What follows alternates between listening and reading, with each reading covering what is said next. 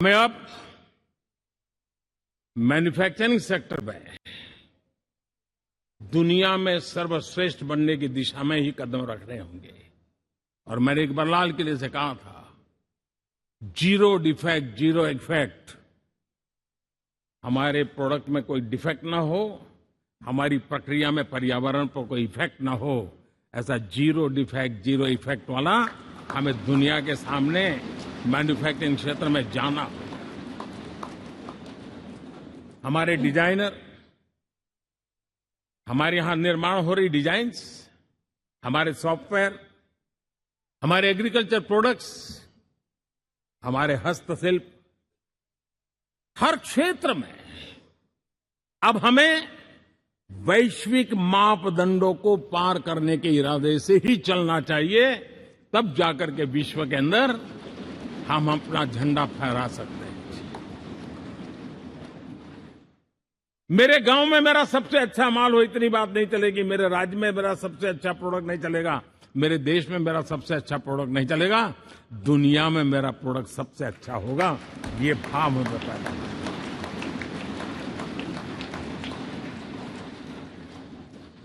हमारी यूनिवर्सिटीज दुनिया के अंदर टॉप रैंकिंग में आए, अब इसमें हमें पीछे नहीं रहना है। हमारे शिक्षा जगत को नई नेशनल एजुकेशन पॉलिसी मिली है, एक खुलापन है, सर्वस्वीकृत बनी है। उसके सहारे अब हमें चल पड़ना है। और दुनिया के टॉप मोस्ट यूनिवर्सिटीज में अभी जब G20 में विश्व के मेहमान आए तो मैंने नालंदा की एक तस्वीर रखी थी वहां। और जब मैं दुनिया को कहता था 1500 साल पहले मेरे देश में दुनिया की उत्तम से उत्तम यूनिवर्सिटी हुआ करती थी, तो उन सुनते ही रह जाते थे। लेकिन हमें उसे प्रेरणा लेनी है, पर प्राप्त तो अभी करके रहना है। ये हमारा संकल्प होना चाहिए। आज हमारे देश का नौजवान खेल जगत के अंदर दुनिया में हमारी पहचान बना रहा है।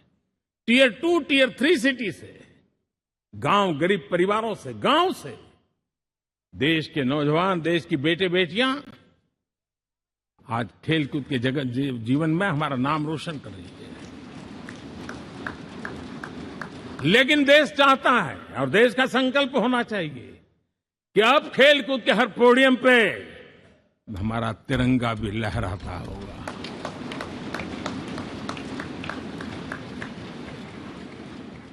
हमें अब पूरा हमारा दिमाग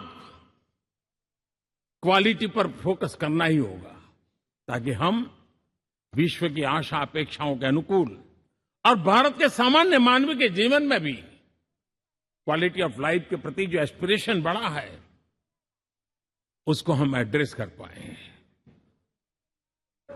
और जैसे मैंने कहा कि हम भाग्यवान हैं कि हम उस समय काम कर रहे हैं जब समाज अपने आप एक एस्पिरेशनल सोसाइटी है।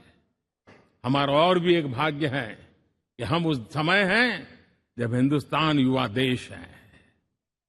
हम दुनिया में सबसे ज्यादा जन आबादी वाला तो देश बने ही हैं, लेकिन सबसे बड़ी आबादी, उसमें भी सबसे युवा, ये पहली बार हुआ है।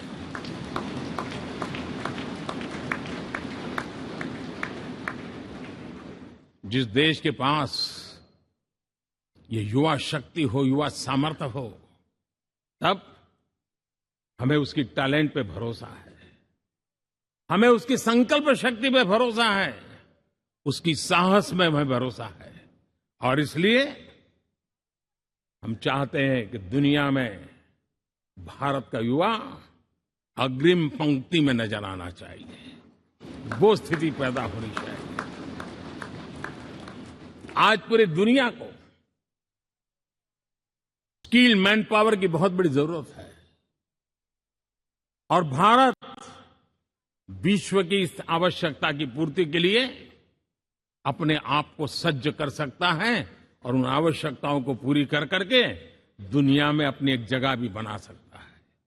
और इसलिए विश्व में उनकी आवश्यकता के लिए किस प्रकार के मैन पावर की जरूरत है, किस प्रकार के उनको ह्यूमन रिसोर्स की जरूरत है, वो स्किल मैपिंग का काम भी चल रहा है और उस स्किल मैपिंग के अनुसार भारत के अंदर स्किल डेवलपमेंट की तरफ हम बल दे रहे हैं और जितना ज्यादा हम स्किल डेवलपमेंट पर बल देंगे भारत के नौजवानों का सामर्थ्य विश्व में अपना डंका बजाने में कोई कमी नहीं रखेगा।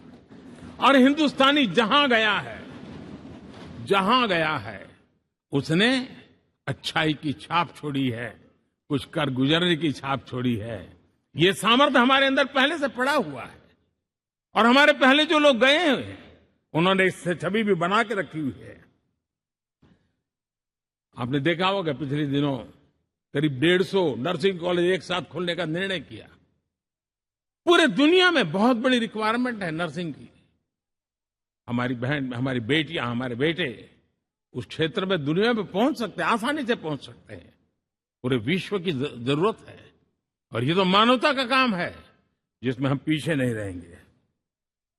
आज मेडिकल कॉलेजेस का इतना व्यापक रूप से निर्माण देश की आवश्यकता तो पूरी करनी ही करनी है, दुनिया की आवश्यकताओं में भी योगदान दे सकते हैं। कहने का तात्पर्य यही है, हर छोटी चीज पर बारीकी से ध्यान देते हुए, उस पर अपना ध्यान केंद्रित करते हुए हमें आगे बढ़ना है। हमें भविष्य के लिए सही समय पर सही फैसले भी लेने होते हैं। हम फैसलों को टाल नहीं सकते हैं। हम राजनीतिक लाभ नुकसान के गणा भाग के अंदर अपने आप को बंधित नहीं बना सकते हैं। हमें तो देश के एस्पिरेशन के लिए हिम्मत के साथ नए निर्णय करने होते हैं। आज सोलर पावर के सफल मूवमेंट्स हमारी भावी पीढ़ी के लिए एनर्जी क्राइसिस से मुक्ति की गारंटी दे रहा है।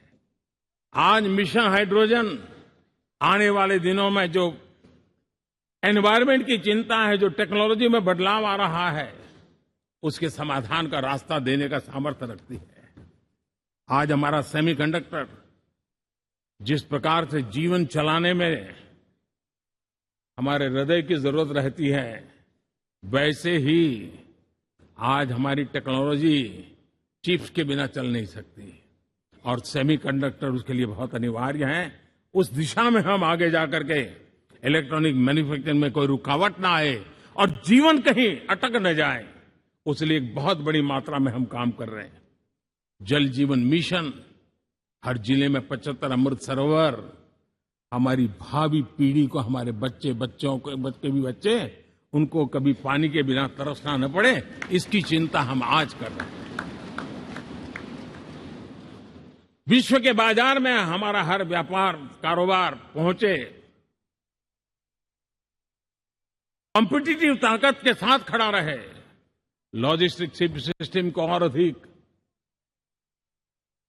कम खर्च वाला बनाना, एफिशिएंट बनाना, उस दिशा में हम बहुत नीतियां लेकर के चल रहे हैं।